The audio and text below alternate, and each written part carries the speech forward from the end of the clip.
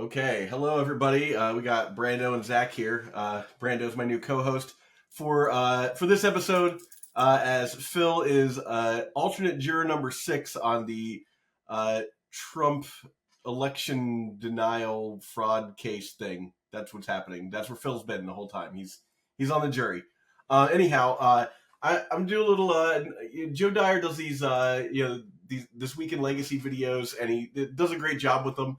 And he does occasionally do these roundtable episodes, and we don't always have time to write everything up for them, but I like to react to these myself and, piggyback off of Joe's excellent content. So here we go. This is going to be like a live video. I'm just going to rattle these things off as I see them. I'm going to answer the questions like everybody else does. Link below for Joe's article. He's got some great people on it this time, but I'm not going to talk about their answers. I'm just going to talk about my answers. Go with my gut here. Brando, can you chill out just a little bit? Thank you. All right, good.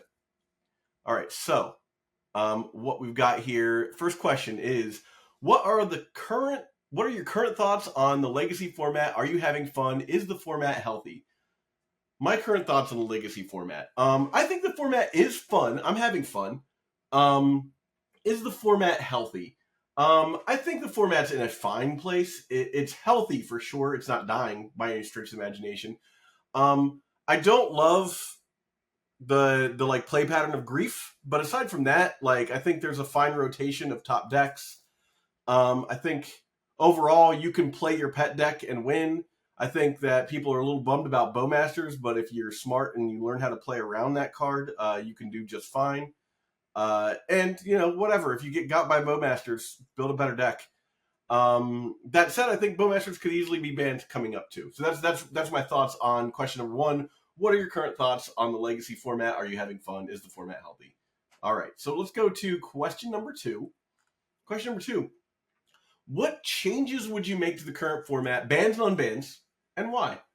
Well, I mean, look, of course, my very first thing would be we need to unban Necropotence for the memes. But no, seriously, I think we should unban Mana Drain for sure. I could go over a list. It would take me a little bit longer to go over a list of cards that I think should be unbanned. And we have somewhere here, we have the unban episode that we did at the beginning of the year, so you can look at my thoughts there for that.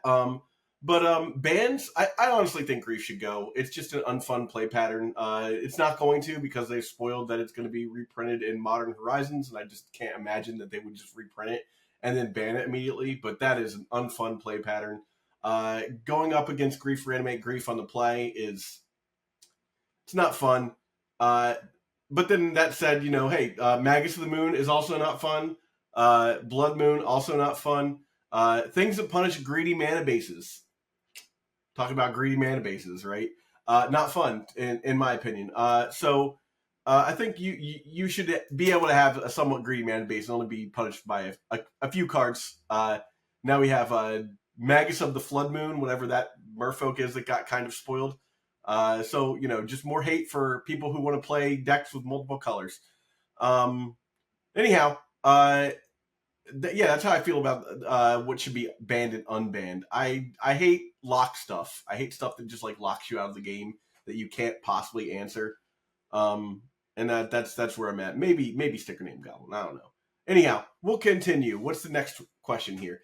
What do you think specifically about Grief and Orcish Bowmasters in Legacy? I have covered this previously in mere moments ago. I would be more than happy to see both of them go. I don't think either one of them will go in the next ban list announcement. But I honestly, I'm over it. Black is back, wonderful, but I just don't care anymore.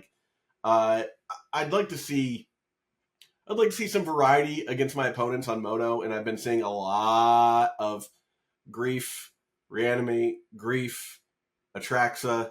I'm over it. Let's see something new. And I'm okay with I'm honestly okay with Orcish Bowmasters, but if it has to go for format diversity reasons, I'd be happy with that.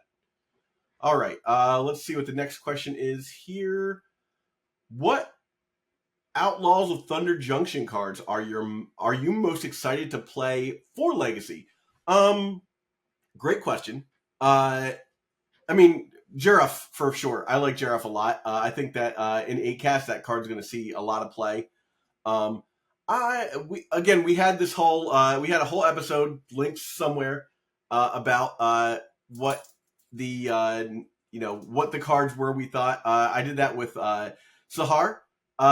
So that was like an hour and a half, maybe 2 hour long episode. But you can see we have the whole list of cards and you can check all those out.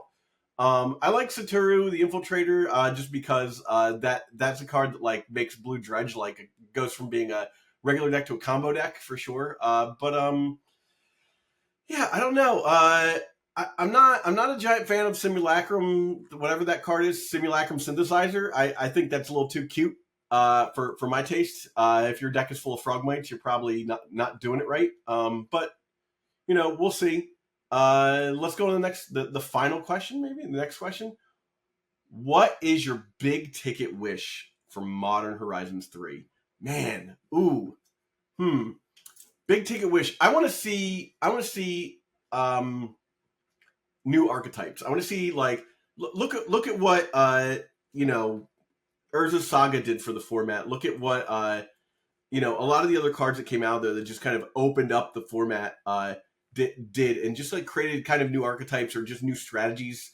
That's what I'm really looking forward to. A lot of people complain about Modern Horizon sets as being like forced rotation and getting rid of all your fun old cards. Frankly, like that's just always been the state of Magic as far as I'm concerned. I've always felt that way about it. Like ever since, the first Pro Tour when we were playing with Millstones, like, come on. Cards, they can print better cards. We don't have to always just pay for old Magic cards. And it also brings down the like entry cost of the format a little bit. I know that it's expensive to buy Modern Horizons cards, but it does drop the price. Like now they've reprinted fetch lands. Those prices are coming down. For me, my big ticket wish is expensive cards that get reprinted that make it so that the format is less expensive. And also, I don't know, like functional dual lands or something. I don't know, something wild like that. And then after that, like something for my Gates deck in EDH. All right, what's next? That's everything. Well, those are my answers. So we'll leave it at that. If you got any value out of this video, give it a like. Comment below if you think I'm an idiot. If you don't think I'm an idiot and you agree with me, comment below as well. Comment if you just want to see more Brando. Like I said, Phil will be back very soon.